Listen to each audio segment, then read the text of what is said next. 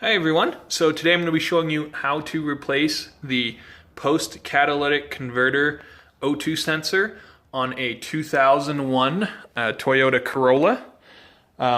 So let's go ahead and get started. Okay, so the first thing you're going to need to do is you actually need to remove your center console here.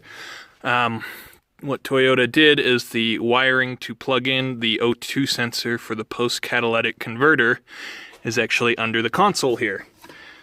So, unfortunately, you need to rip it all out. So, at the bottom of your center console is going to be two, actually, let me check. I think those might be 10s or 12s millimeter bolts. So let me check real quick.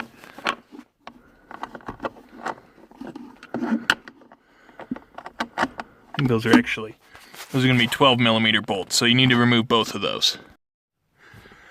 So next up, you have two Phillips head screws, one here and then one on the opposite side here from the driver's side, so those need to come off next.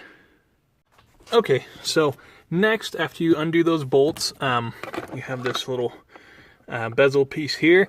Just you can use a flathead, just be careful, you might scratch it, so I'd rather use something plastic that's flat to pop it up. It just pops up. Take that off. If you have an automatic shifter, pull up on the parking brake, and you really got to work. See how you have these hooks here? You really got to work those off of the plastic here to separate them.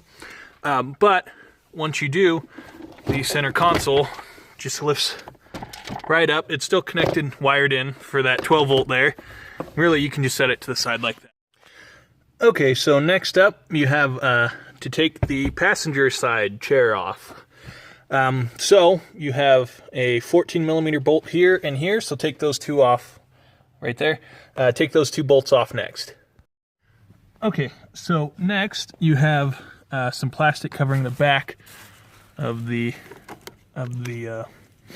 slider for the passenger side chair. So you just pry up here and that gets this side off. There is another 14 millimeter bolt here that you need to remove. And then on the right side, it's the same thing.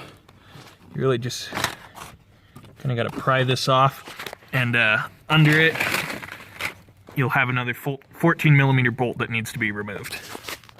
So with a chair, you can really just tilt it back. Really what you kind of got to do is kind of pull the carpet out, and there's the plug. And it goes under this plastic bit here. So I'm going to disconnect it and see if I can pull it through, because there's that rubber piece that connects in, and I'll show that in just a sec.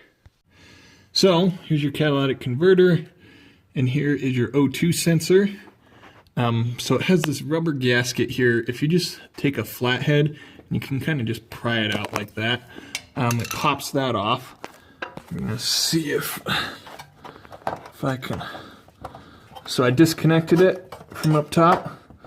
It looks like you kind of just barely get enough room to pop it through like that.